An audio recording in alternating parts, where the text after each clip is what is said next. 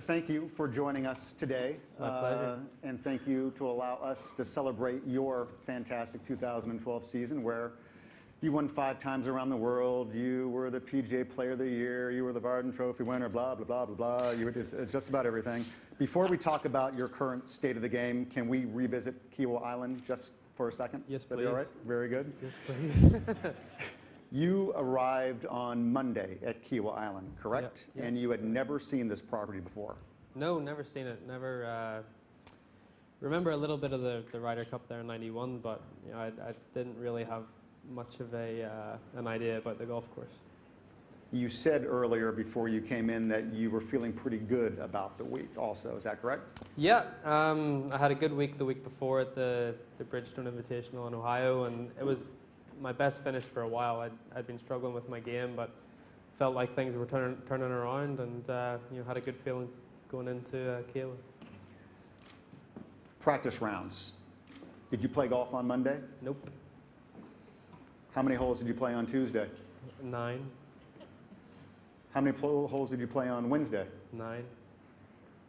At one particular point, did you think you were feeling pretty good about your chances on winning the PGA Championship with that kind of a start? The thing was the weather wasn't too good on Wednesday, I think it was it? So I wanted to get out early and get in before the storm came. So I played the front 9 on Tuesday, and I went out there like 7:30 in the morning on Wednesday and got eaten alive by insects. I mean, there were so many insects that week, but got done by 9:30, 10 or whatever it was, and you know, I felt ready. I felt like my game was there. I got to see the golf course, and I guess the good thing of only seeing a golf course once, you don't really know where the trouble is per se. I mean, you know where the hazards are and stuff. You're not paying too much attention to them. Sometimes I think you can go into too much detail when you're trying to see a golf course, and all you're thinking about then is the trouble and where not to hit it instead of, you know, where you want to hit the ball. So. I wish I could sit here and say that I knew that the record was 7 and I was going for, you know, win by 8, but I didn't know. I didn't have a clue.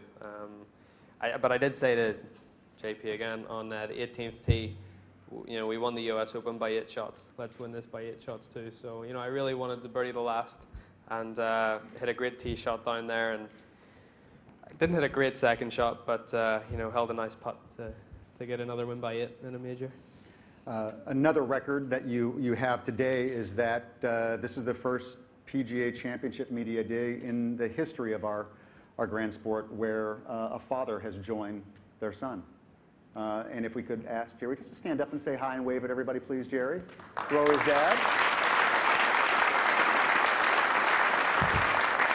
Is it true that your dad worked over 100 hours, give or take, a week to help develop you as a golfer? Yeah, for a few years, yeah. He, my mom and dad worked tremendously hard for me and sacrificed a lot to even just give me the opportunity or the chance to be sitting here today. So, yeah, I mean, if it wasn't for them, you know, none of this would have been at all possible. Pretty cool to share these special moments and accomplishments with them. Yeah, definitely. Yeah, my dad's been at, you know, my 2 major victories, and you know, hopefully be there for many more as well.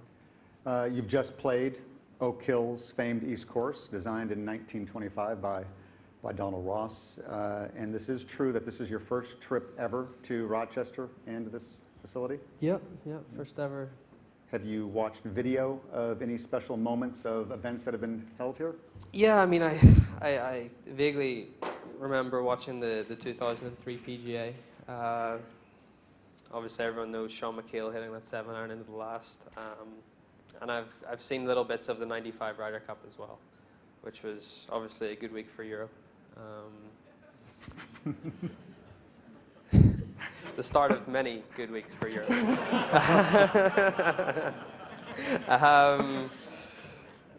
So yeah, I mean, I didn't really know much about the course until today, but you know, from what I saw, I really liked it. So give us your impressions of what you saw out there today. What do you think of the place? I love golf courses like this. You know, big mature trees, tree-lined fairways. You know, it's a typical old style, but it's still, you know, I think it was it Ted that said that this course is timeless. You know, it was obviously a fantastic golf course 50, 60 years ago, and it's a fantastic golf course now. It's not overly long by today's standards, but you have to drive the ball very, very well, and it gives you opportunities to score, but then, I mean, you've got some holes coming in that are very tough, like the 15th year that's on the screen, and obviously the last two holes are probably two of the toughest finishing holes that we'll face all year.